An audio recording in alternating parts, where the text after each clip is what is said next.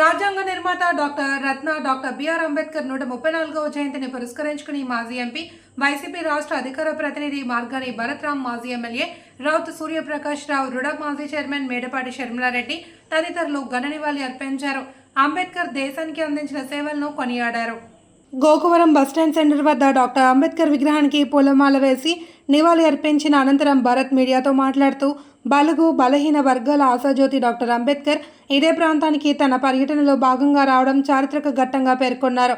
పిల్లలందరికీ విద్య అనేది ఒక ఆయుధంగా భావించారని, ఆ రోజుల్లో డాక్టర్ అంబేద్కర్ పెద్ద పెద్ద చదువులు చదవకపోయి ఉంటే ప్రస్తుతం దేశంలో పరిస్థితులు వేరేగా ఉండేవో ప్రతి ఒక్కరూ ఆలోచన చేయాలన్నారు.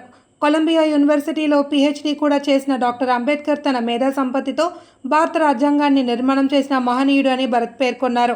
రావుతూ మాట్లాడుతూ, భారత రాజ్యాంగ రూపశిల్పి డాక్టర్ బిఆర్ అంబేద్కర్ సేవలు చిరస్మరణీయమని ప్రస్తుతించారు. నేడు మన భారతదేశం ఇలా సమతుల్యంగా కుల మతాలు భేదాలు లేకుండా శాంతియుతంగా ఉండడానికి అంబేద్కర్ రూపొందించిన రాజ్యాంగమే కారణమని రావుతూ అన్నారు. నీలం, గణపతి, తలుపూరి ప్రసాద్, అందనాపల్లి సత్యనారాయణ, బైరాల అప్పారావు తదితరులు పాల్గొన్నారు. మేడపాటి మాట్లాడుతూ, అంబేద్కర్ అందరికీ నిజమైన దేవుడని కొనియాడారు. చిన్ననాటి నుంచే తాను ఎదుర్కొంటున్న అంటరానితనాన్ని ఎవరూ ఎదుర్కోకూడదని అణగారిన వర్గాలకు అండగా నిలబడ్డారన్నారు. వైసీపీ నాయకులు నక్కా గణేష్, మార్తి లక్ష్మి, మజ్జి అప్పారావు, మార్తి నాగేశ్వరరావు, కాటం రజనీకాంత్, బిల్డర్ చిన్న, తిరగతి దుర్గా, ఆమె వెంట రాష్ట్ర బీసీ వర్కింగ్ ప్రెసిడెంట్ వైఎస్ఆర్సీపీ 32వ ward president Boodida Sarath Kumar, Katam సంజయకాంత్, SK Sharif, గెడ్డం యేసు, M శేఖర్, కిషోర్, పోసి తదితరులు పాల్గొన్నారు. రాజ్యాంగ నిర్మాత, బడుగు బలహీన వర్గాల ఆశాజ్యోతి డాక్టర్ బిఆర్ అంబేద్కర్ గారి యొక్క 134వ జయంతి సందర్భంగా ఇవాళ గోకువరం బస్ స్టాండ్ పేరు చెప్పంగానే ఆ సెంటర్ అంబేద్కర్ సెంటర్గా నామకరణం అనే విధంగా అనిపించే సందర్భం. మరి డాక్టర్ బిఆర్ అంబేద్కర్ గారు కూడా ఈ ప్రాంతానికి మరి ఆయన రావడం కూడా జరిగింది. మరి అంత గొప్ప రాజమహేంద్రవరం నగరానికి మరి డాక్టర్ బిఆర్ అంబేద్కర్ గారు కూడా రావడం జరిగింది. మరి ఇవాళ రైట్ టు ఎడ్యుకేషన్ ఆయన రాజ్యాంగం నిర్మాణం చేసినప్పుడు ప్రతి ఒక్క పిల్లవాడికి, ప్రతి ఒక్క పిల్లలకి కూడా ఎడ్యుకేషన్ అనేది ఒక వెపన్ కిందన ఆయన భావించారు.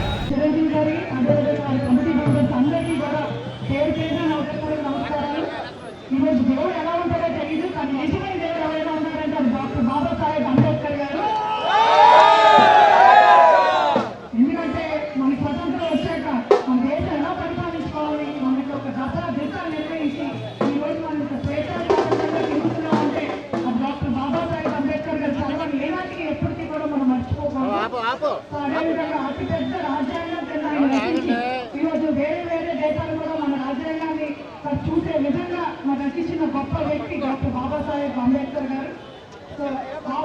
భారతరత్న ప్రపంచ మేధావి డాక్టర్ బాబాసాహెబ్ అంబేద్కర్ గారి 135 జయంత్యోత్సవ కార్యక్రమం అంటే ఇవాళ దేశవ్యాప్తంగానే కాదు, ప్రపంచంలో ఒక పండగ జరుగుతుందని అంటే ఆ మహానుభావుడు ఆయన దూరదృష్టితో రచించిన రాజ్యాంగం.